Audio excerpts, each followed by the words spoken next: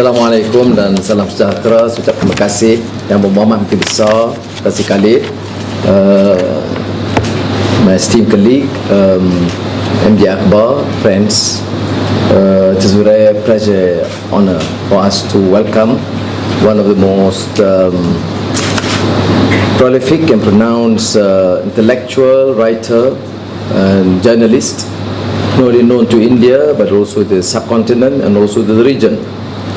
And I've known MJ for some time now. Only major complaint I have against him is that when I was invited as his guest for the India Conclave conference, he denied me the photo session with Kareena Kapoor. But otherwise, he's been a perfect host, a very dear brother, committed, such a strong passion for freedom, democracy and justice.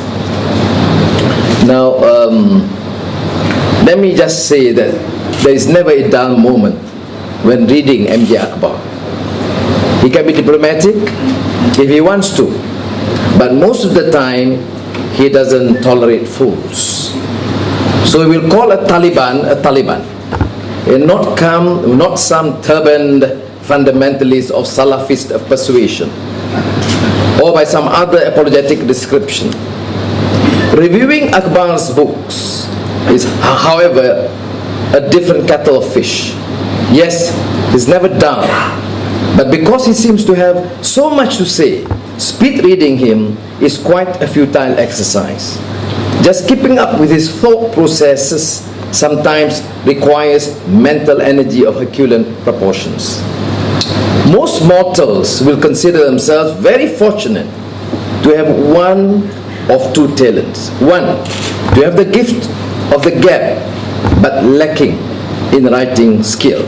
And the other, the more common one I would say, writes well but for some reason or other somewhat challenged in the verbal skills department.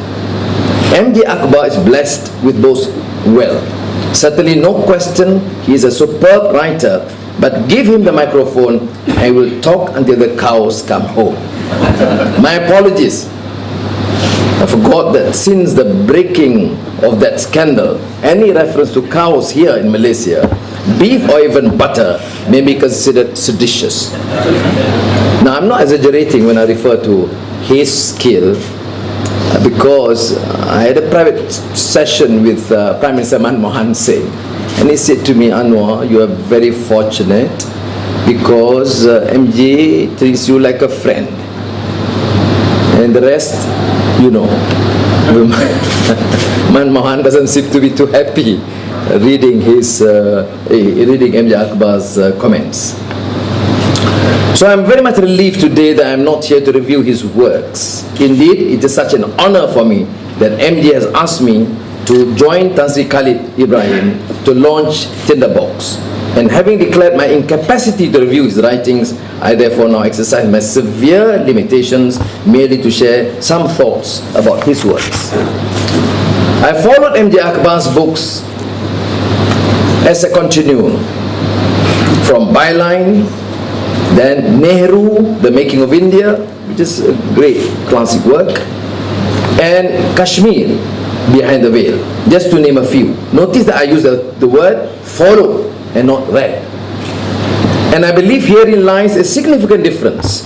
One may have read a book or be a reader, and yet may not be keen to read another one, while one who has followed wears the badge of loyalty to the writer as far as his books are concerned. He displays it prominently in his library, proudly proclaiming that he is in the know about such and such a book. When a new one comes up, he will be among the first to tell his friends about it and ask whether they know about a new book is out. He has read, of course, but not necessarily read it through. He visits the tome as when the occasion arises. He takes it with him in his travels. And Tinderbox was just one, because I had to finish it before sending an invitation to MJ. Now, speaking of traveling, it depends on where one is going. For instance, if you plan to visit the leaders of Jamaat Islami in Pakistan, then for heaven's sake, don't take Tinderbox with you. Now this book, I'm not sure if the reading leads us to the dark conclusion that Pakistan is in self-destruct mode.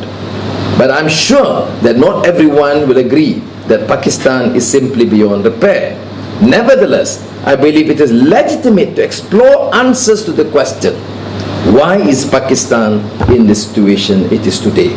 What is the situation really? Well, that is the question discussed in the book, among other things. The book is said to be very controversial. It is an understatement if you read M.J. Akbar's writings and his column in India Today, if it is considered non-controversial.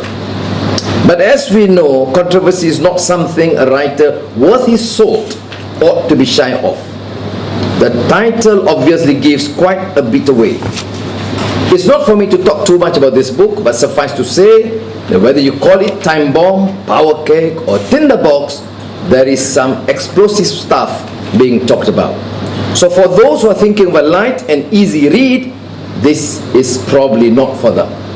It is neither fiction nor drama, where poetic license allows the writer to spice things up, and we are prepared to engage in some suspension of disbelief. To my mind, it is a political treatise on a subject by someone well versed in its history and divergent ideologies.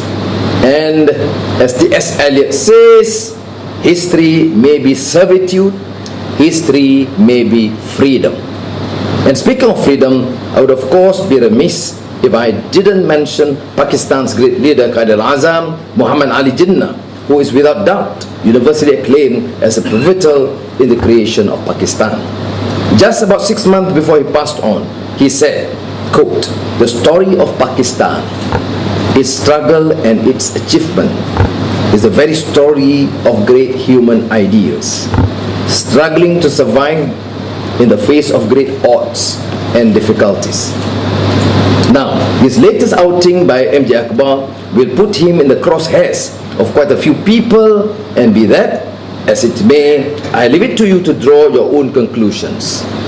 But make no mistake, if you need an intellectual wake-up call on an issue that not only impacts the subcontinent but the entire region, read this book, Tinderbox. Terima kasih. Wassalamualaikum.